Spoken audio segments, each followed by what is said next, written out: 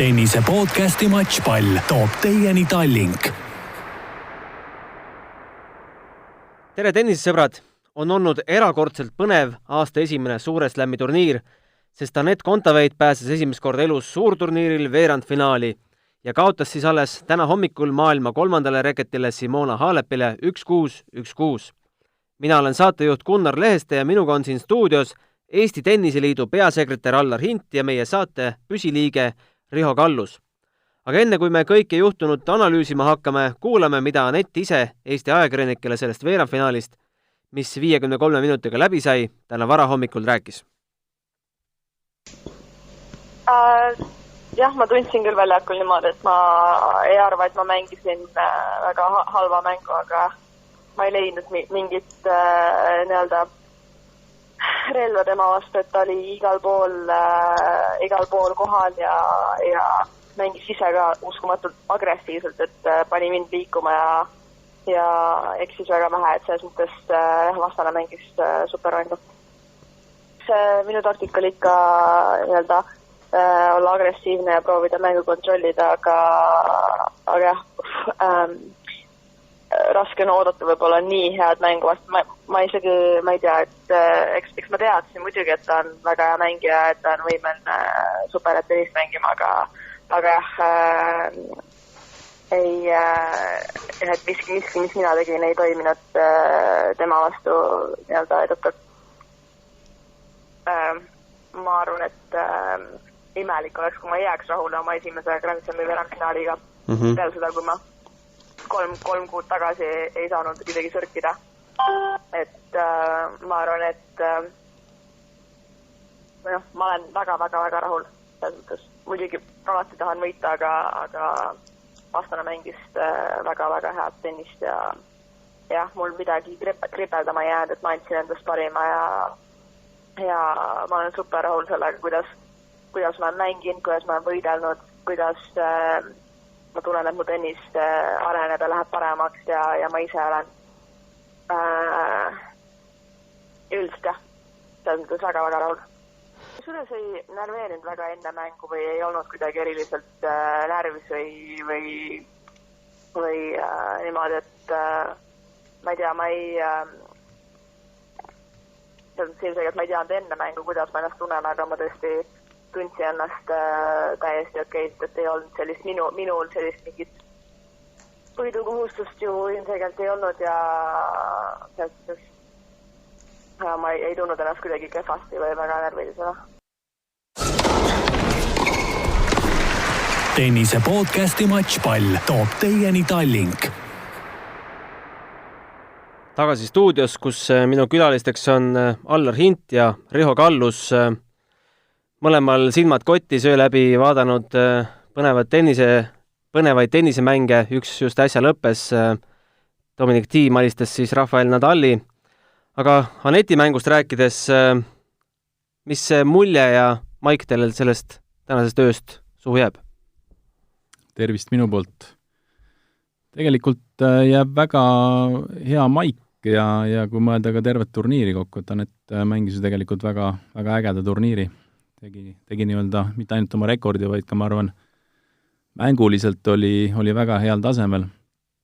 Aga kui tänast mängust ma arvan, mis nagu võiks positiivse pealt välja tuua, on just võib-olla selline tõesti võitlusvaim esimesest punktist kuni viimaseni, et olgugi, et see mäng oli nii-öelda seisu järgi suhteliselt ühepoolne 6-1, kuid tegelikult ma arvan, neid pallivahetusi ja punkte enda gameide sees oli tegelikult, see ei näita või tulemus ei näita mängu olemust tegelikult, et see on kindlasti üks asi, millega Anett sai väga hästi hakkama, mõeldes selle peale, et ta on esimest korda veerandfinaalis, mängis suure väljaku peal, jällegi top 10 mängija vastu, nendega favoridi vastu, et see oli väga positiivne. Riho, kuidas sa sellele tagasi vaatad? Oli Anetil seal midagi teha? Jah, meil on siin hea targutada kindlasti, et ma olen selles mõttes Allariga nõus, et mul oli kogu aeg ka natuke selline hirm, et nähes, kui võimsalt Halep alustas ja kogu aeg oli jutt, et kaitsemängija aga tegelikult ei olnud seal mingit kaitsemängu, nagu Anett ka oma intervjuus ütles, tegelikult oli Anett väga palju surve all, et minu arust ta ka sihuke tubli 4+ mäng, et Aneti poolt väga hea mäng ja tõesti väga vähe oli teha, et võib-olla ma korra mõtlesin seal, et kui seda mängu veel kuidagi rohkem miksida, tuua sisse slice'i stoppi, aga teinekord see võib mängijal hoopis selle mängurütmi ära lõhkuda, et minu arust ei jäänud seal küll midagi Anetil nagu endast andmata, et väga tubli etteaste. No kui numbritest rääkides, siis tegelikult Anett tegi 15 äralööki Haalepi 12 vastu ja kui nüüd äralöögid ja lihtvead kokku liita lahutada, siis Anett jäi 0 ja Haalep ainult +2 plussi. Nii oli jah, aga võib-olla ma tooksin välja mida siis võib-olla järgmine kord paremini või kus võis olla need kohad, kus oleks saanud Anett paremini, võib-olla esimese servi pealt, kui sa vaatad ka statistikat, palju punktivõite oli, et ei olnud väga palju, ehk siis esimese servi selline intensiivsus ja agressiivsus ja selle pealt rohkem enda jaoks lihtsamaid punkte saada. Ja võib-olla ka natukene, Anett küll pani hästi Alepit jooksma või Riho, mis sa arvad ka, aga korra ma lihtsalt nagu tekkis tunne, et kui ka tegelikult Anett jäi mingi hetk hoopis löögi alla, et võib-olla palli platseering ja natuke pikemalt, et hoida Halepit jooksmas, mitte lasta tal tulla ründama, et võib-olla need olid kohad, mida ma arengu mõttes välja tooksin. No esimese servi punktide protsent siis Anetil 48 ja vastasel 78 ja 78 oli ka Haalep esimese servi õnnestumise protsent, Anetil 66. Võimsad numbrid, Riho. Mõlema puhul võimsad numbrid ja minu jaoks oli ka üllatav, et teada oli, et Haalep on heas vormis ja võib hea esitlusse teha, aga et ta nii hästi kõik õnnestus ja ta mängujärgses intervjuus ka naeratas ja tundis ennast väga-väga hästi väljakul, et see oli üllatav ja ma kujutan ette, et ma ka kartsin kogu aeg seda, et äkki mingi hetk Anett selle koormuse all murdub ja tahab liiga lihtsalt neid punkte saada ja võib-olla ei jaksa neid läbi enam mängida mingi hetk, aga minu arust ta pidas ilusti lõpuni vastu ja see seis teda ei heidutanud ja see Haalepi kuulirahe all olemine, nii et ei oska küll nagu öelda, et siin midagi nüüd väga kripeldama jäi. Üks New York Timesi korrespondent ütles kohe pärast mängu, et tema nägi väljakul turniiri võitjat. Võib olla nii, et Haalep paneb kogu selle nädala kinni? Miks mitte, et ma arvan, see on väga reaalne, kuid samas eks poolfinaal Muguruusaga Muguruusa on ka päris hea soos praegu ja ka selline ründava stiiliga mängija, et eks siin ongi küsimus, kumb nüüd peale jääb, et kumb rohkem jõuab joosta või kes rohkem ära lüüa palle. Viktoriini küsimus teile. Eesti tennisistidest, kes viimati kaotas suurel slämmil tulevasele võitjale? Stuudios on vaikus. Samal slämmil. Samal slämmil, jah. Samal slämmil tulevasele võitjale. No tulen appi teile. Kanepi kaotas 2014 US Openil Serenale ja 2013 Wimbledonil Sabine Lisitskile. Kontaveidil sellist asja ette näidata pole. Aga mis me Kontaveidi kogu turniiri kohta ütleme? Sa olid Allar seal koha peal 3 mängu vist nägid ära? Nägin 3 mängu, jah. No selle kuulsa Benčic'i mängu ka? Selle kuulsa Benčic'i mängu ka, jah. Kas Anett oli nii super hea või Benčic'il ei olnud üldse hea päev?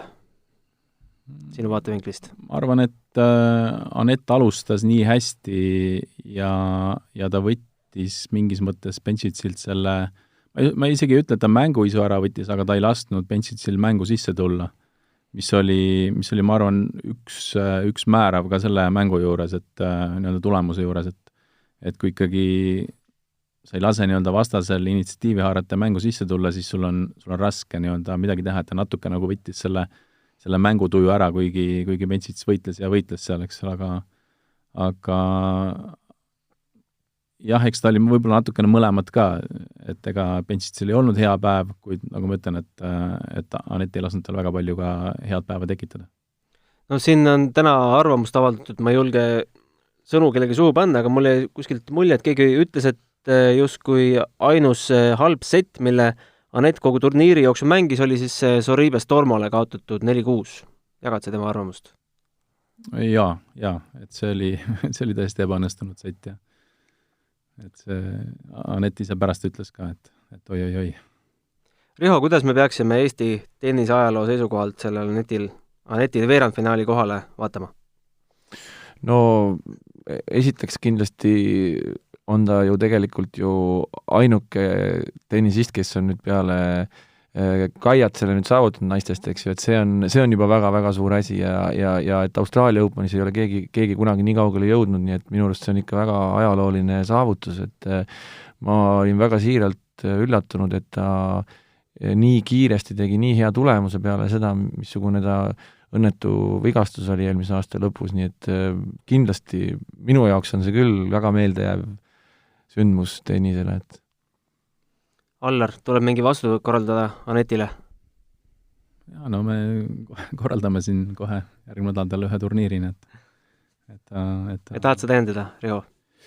Ma olen nõus, et see on tennise jaoks, nii Eesti tennise jaoks kui ka Aneti enda jaoks on see ikkagi väga tähtis tulemus, et sest ma arvan, et see nagu Aneti puhul ma kogu aeg olen öelnud, et ta on parandanud oma mängu järk-järgult, et ta ei ole teinud mingit ülisuurt hüpet kuhugi ja kõik on tulnud mingisuguses loogilises järjekorras ja ma arvan, et ka see tulemus on tulnud mingis loogilises järjekorras. Ja mulle meeldis, mis ta ka peale eelmise ringi mängu ütles, et ma ei ole veel lõpetanud seda turniiri, et mul on veel mäng. Kaks korda pärast 2 mängu vist isegi. Et need tegelikult mingis mõttes nad näitavad, et ta on, ja ka väljaku peal oli näha, et ta on rohkem valmis selleks, et ta on valmis mängima, ta on valmis võitma, ta on valmis mängima Grand Slami teisi nädalaid ja sisuliselt iga mängija peab nagu kartma, kui Kontaveit vastu tuleb, et ja mänguliselt on ta edasi läinud, et ma arvan, et Benčići mäng ja ka tänaöine mäng, et kõik mängud näitasid, et ta mängib seda mängu rohkem, kui ta on senini mänginud. Kas ta on samas vormis kui sügisel US Openil või natukene paremas? Ma arvan, et ta on paremas. Ma arvan ka, et ta on paremas, jah. Millest see väljendab? Mulle jäi niisugune mulje. No neid mänge vaadates lihtsalt, et minu arust ta mängis see turniir kuidagi võib-olla nagu tundub vähemalt, et neid selliseid kiireid äralöögi otsuseid oli nagu juba oluliselt vähem kui tookord US Openil, et ta mängis punkte läbi, ootas ikkagi 2-3 palli enne, kui ta tegi selle otsuse, et seda punkti võita, et ei olnud selliseid kiireid lihtsad lahendusi ta ei otsinud. Üks sett, teine ring, kui olid väga kiired lahendused. Võib-olla küll, siis ta nagu kaotas ära selle, aga 100% nõus, et ega mänge ei võideta läbi selle, kui palju sa vinnereid lööd, et see on mõned üksikud mängud võidad läbi selle, et lööd hästi palju vinnereid, et ikkagi kui palju suudad seda mängu koos hoida ja läbi mängida ja ise vähem eksida, ja selle juures hoida nii-öelda ikkagi agressiivsust ja intensiivsust üleval, et need on need märksõnad, mida Anett tegelikult teeb, see turniir on teinud ja selle aasta algus on teinud väga-väga palju paremini, kui ta on eelmised aastad teinud. Aga nüüd, kui spekuleerida järgmise sammu teemal, et ühel hetkel peaks hakkama ka Halepi-suguseid mängeid võitma, siis mis suunas see mäng peaks liikuma? Ma arvan, et ega see mäng kui selline, ta ei peagi minema või midagi nagu otseselt muutma, aga võib-olla, kui ma ütlesin, võib-olla serv peaks olema veel kindlam ja nii-öelda relvana rohkem ja asju võib-olla natuke nagu paremini tegema veel, et ta selliste mängijate vastu nagu Halep, nagu ma ütlesin, et võib-olla ei piisa lihtsalt kuhugi selle palli löömisest, aga sa pead hoidma seda palli ikkagi viimase meetri sees kordi, et vastane ei saaks sealt välja tulla ja uuesti ründama. Et võib-olla need on need kohad, mida ta saab teha veel ja veel natukene paremini, aga eks need põhiasjad on ta ju, ma arvan, ära teinud tegelikult, ma räägin, see palli, ütleme selline taktikaline lähenemine on tal palju nagu täiskasvanlikum, kui ta varem oli. Riho, sa mainisid siin, et võiks rohkem slice'i ja drop-shotte, aga kas sellist mängu, nagu Anett mängib, sellist ründavat äralöökide peale orienteeritud nurkadesse, kas sellise mänguga on võimalik ikkagi slammi võita? See on nüüd hea küsimus, loomulikult, ega Anetil on ju olemas, Anett kasutab ka neid lööke ja võib-olla lihtsalt selles Alepi mängus oleks võib-olla võimalik olnud neid kasutada rohkem, ma korra nagu mõtlesin selle pealt, aga noh, see on nagu hea öelda, sa tunned, mismoodi need pallid tulevad sul vastaselt, vastane ka varieerib ja sul ei ole nii lihtne neid asju teha, et see oleneb ju, kes sul teiselt pool võrku vastas on, et võib-olla olekski kasutanud neid asju rohkem, et see kõik on ikkagi väga ju sõltub sellest, kuidas sul neid palle mängitakse, et ei, kindlasti, kui sa küsid, et kas sellise mänguga on võimalik võita Grand Slamme, siis mina näen ka ja et kui Aneti areng niimoodi stabiilselt jätkub, nagu ta on liikunud, siis järgmised aasta-paar saavad olema väga-väga huvitavad ja ta on ikkagi väga tihedas tipukonkurentsis pidevalt, et ma loodan seda näha ja tema puhul ei ole nagu olnud selliseid suuri ärakukkumisi, et ta on kogu aeg läinud natuke paremaks ja paremaks ja paremaks, et see on väga positiivne. Kui me võtame, et tennisistidel on aastas 4 maailmameistrivõistlust nii-öelda, siis on maailma 8. Pole midagi öelda. Absoluutselt, hetkeseisuga nii ongi, jah. Poolfinaalides siis kohtuvad Ashley Barty ja Sofia Kenin, maailma esireketi ja 14. number ning Simona Halep ja Garbine Muguruza 4. ja 32. kolmas siis, vabandust. Julgete ennustada, kes finaalis mängivad? Ma küll julgeks öelda, et see saab olema Ashley Barty ja Simona Halepi finaal ja ma loodan ka, et see saab olema, väga huviga tahaks näha seda mängu peale seda eilset Halepi mängu ja Ashley Barty ja ma olen väga suur Ashley Barty fänn ka, ta on väga super mängija, väga tark ja intelligentne mängija, et see on kindlasti väga põnev, üks võib-olla tükk aega üks põnevamaid vastasseise naiste tennises, mida ma nagu ootaks väga, et ma loodan, et nad jõuavad finaali. Kodupublik taga ja? Seda ka kindlasti, jah. Ma pean ühtima Rihoga, et Ashley Barty on minu favoriit nii-öelda ühest poolfinaalist ja ma arvan, et Simona Halep on teine, kuid ma ütlesin, et Muguruza on ka päris hea soos ja seal on mingisugune, ütleme, ma arvan, et võib-olla sellest paarist on selline 50-60 variandid, aga ma arvan, et Halep on see 60 poole peal. Räägime meestest ka. Värskeim uudis siis, et maailma esireket Rafael Nadal kaotas Dominic Thiemile 4. setis, settidega 1-3, 3 kiiret lõppmängu selles oli, te ise vaatasite ka siin telefonis enne saadet. On see nüüd suur üllatus või oli seda oodata, et Nadal võib kõva väljakul väristada, kui nii võib öelda? No, mina väga tegelikult ei oodanud seda, et ta tiimile kaotab, aga tegelikult mis seal ikka, ega väljaku peale mängu alguses tulevad sisuliselt võrdsed vennad ja mõlemale võrdne võimalus mängu võita ja ma küll ei näinud seda tervet mängu, aga minu arust Rahva oli vist 5-3 esimeses setis ees ja kaotas 7-6, et võib-olla ta ei olnud ka siis nii terav täna, kui ta muidu on olnud aga eks see noorte pealetung, nagu siin räägitakse, et tuleb, et tiim ei ole küll nüüd see kõige noorem, aga see vahepealne generatsioon ja iseenesest on positiivne, et ta seal on ja Zverevi vastu poolfinaal, eks ole, et nüüd selle uue uustulija vastu, et vaatame, et Zverev lubas veel ju kõik oma auhinnarahad põlengutele jagada, et saab topeltmotivatsioon, jah. Ega teisel vanameistril Roger Federeril ka siin hõlpu pole olnud. John Millmani vastu tuli välja ostava seti kiire lõppmängu 4-8 kaotusseisust ja eile siis maailma 100. reketi Sandgreni vastu kaitses ära 7 matšpalli. Mida see ühe vanameistri kohta näitab? Me just enne Allariga arutasime ja rääkisime, et neid matšpalle on olnud vastastel päris palju, aga kui vaadata, kuidas Federer on neid matšpalle mänginud, kui absoluutselt veatult ja kindlalt ja kuidas vastased on nendel hetkedel tegelikult pigem nagu murdunud, et siis ikkagi, ma tahaks öelda, et see päris nagu õnn ei ole ainult, et ta tegelikult on ikkagi väga, väga targalt ja hästi, hästi need mängud välja ka tõmmanud, nii et see muidugi viimane mäng Federeri ikkagi kimbutas ka vigastus ja seda on võib-olla oleks on oleks, et mis oleks siis, kui poleks olnud, eks ju, täna oli kuulda ka, et Federer jättis täna juba harjutustreeningud vahele, et ei tea üldse, kuidas tal homme see väljakule tuleks saab olema ja veel Djokovic'i vastu, et ega ta kindlasti sinna ei taha poolvigasena, ta sinna ei lähe, et aga minu arust on, see on natukene niisugune tunne, et Austraalias tehakse Hollywoodi filmi Federerist ja stsenaarium on ette mängitud, et see on muidugi nii ülipõnev olnud ja just temaga see juhtub, see nagu ma ei tea, ma ei mäletagi nii põnevat Grand Slami. Poolfinaal tuleb siis homme Novak Djokovic'iga, kellega viimati suurtel slämmidel kohtuti 2019 Wimbledoni finaalis. Djokovic võitis selle otsustavas setis 13-12. Omavaheliste mängude seis 26-23 ka Djokovic'ile. Hetkeseisus, kus Djokovic paistab olevat terve, Federeril mingid seljavalud, kas tuleb ühepoolne mäng?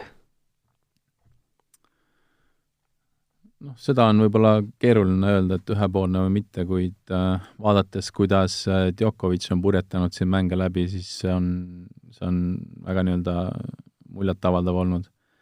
Et kui peaks nii-öelda raha panema, siis minu raha kindlasti Djokovic'i peal.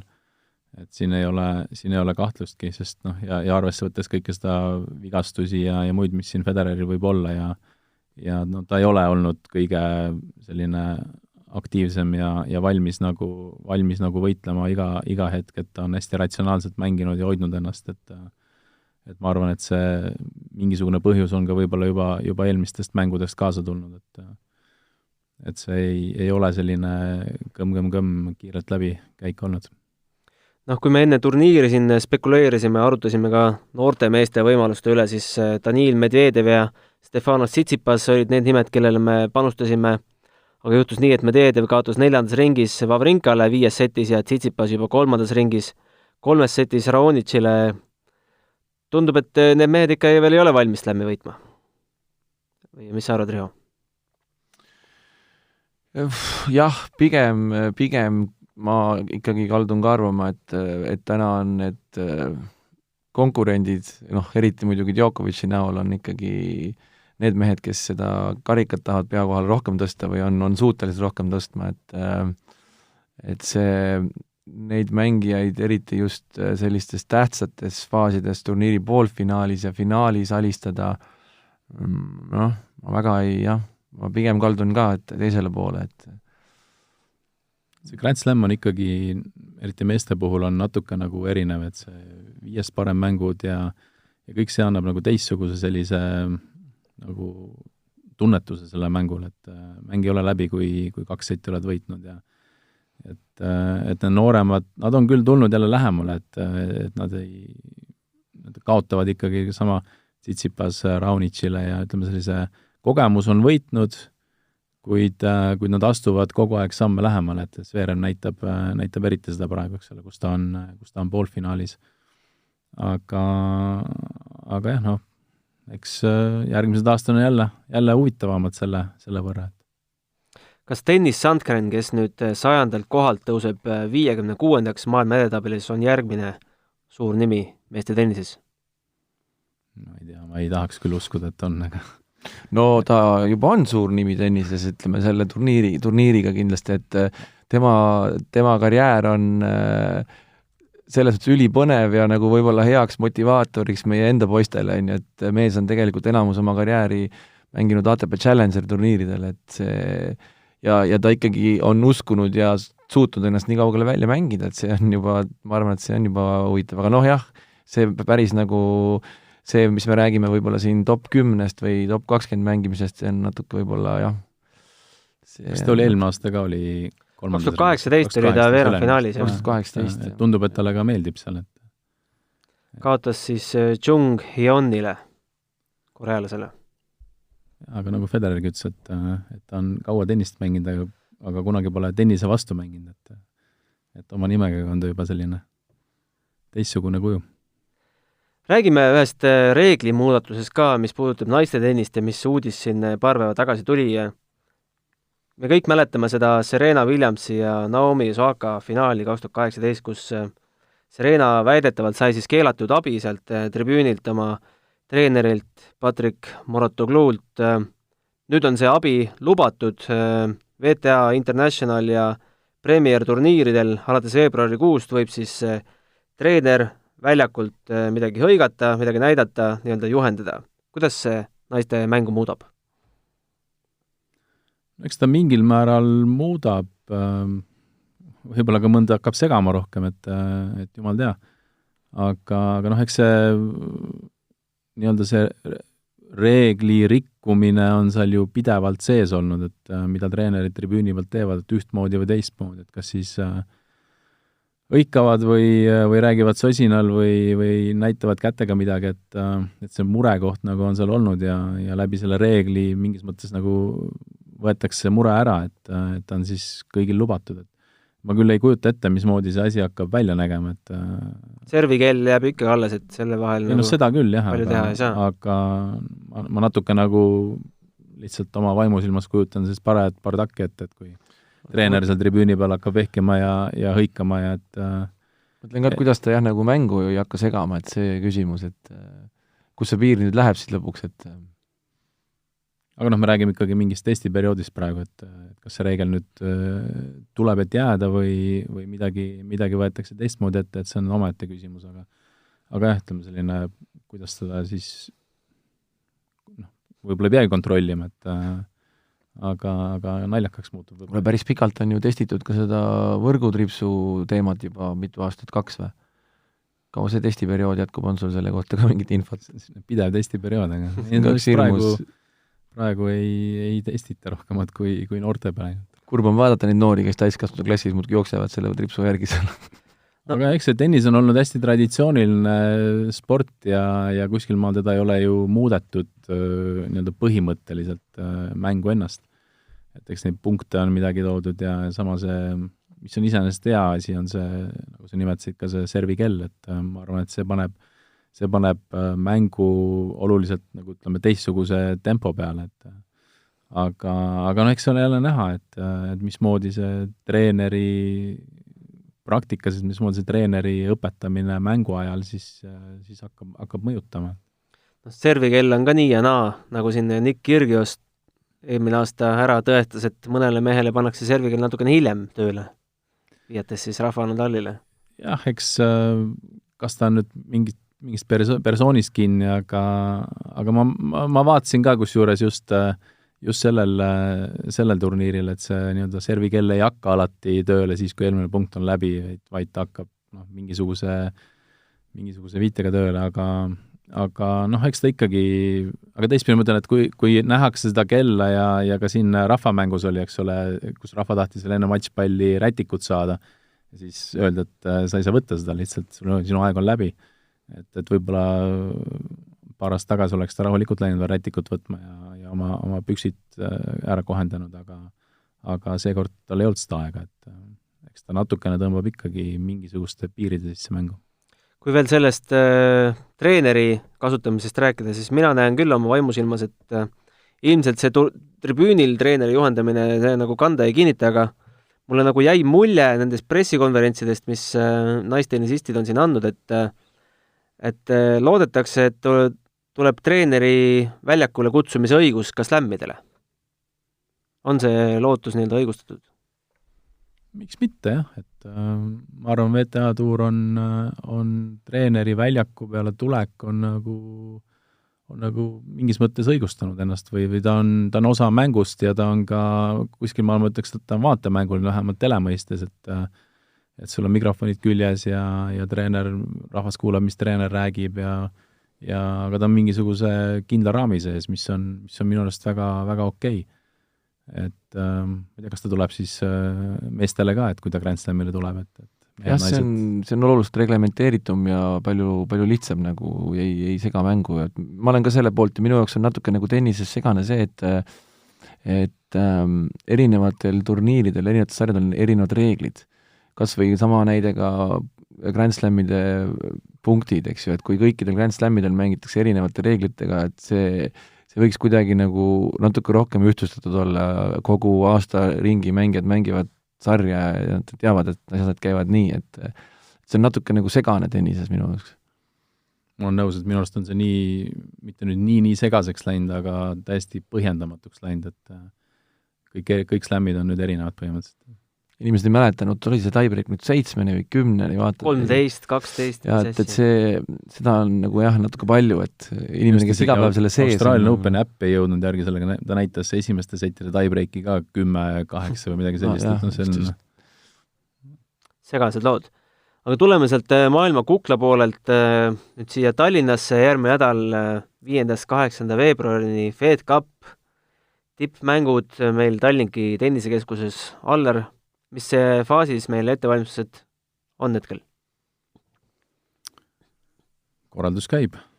Et ka täna pool päeva sebinud siin erinevate inimestega, kes mingisugust asju hakkavad üles panema siin, et laupäeva õhtust hakatakse tegutsema ja pühapäeva õhtuks peaks olema tribüün püsti ja väljakud bännerdatud ja valmis. Et esimesed tiibid saabuvad pühapäeva pärastlõunast ja siis on nädal aega tegutseda. Kes need suuremad staarid siis on, kes meil siia tulevad? Anett Kontaveit. Number 1. Jah. No, eks ka Maria Sakkari on üks, kes on nii-öelda edetabelis tõusnud ja omal tasemel. Ja ega, kes meil veel? Meil on Itaalia, ehk siis isegi mäletan, mis Itaalia esinumber on nüüd, aga Georgi on nende pikaaegne esinumber olnud, kes täna on number 2. On tulemas. On kohal. Austria Aneti sõbrants on Barbara Haas.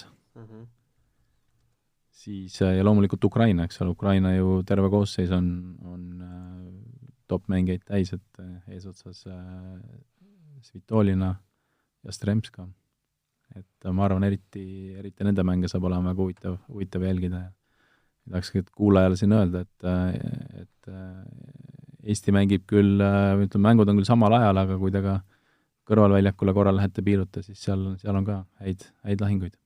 Eesti mängud pannakse siis ikka peaväljakule? Eesti mängud on peaväljakul, jah. Ja kes Ukraina staar tahab näha, peab natukene kõrvale siis minema? Peab natuke kõrvale minema, jah. Kus neid seal Tallinki keskuses üldse teisi mänge saab vaadata, pannakse sinna ka väiksemad mingid tribüünid? On jah, selline 100-kohaline tribüün. Noh, Anett tuleb, kas Kaia tuleb? No eks seda järgmine näitab. Sa ei saa öelda, mis faasis need läbirääkimised on?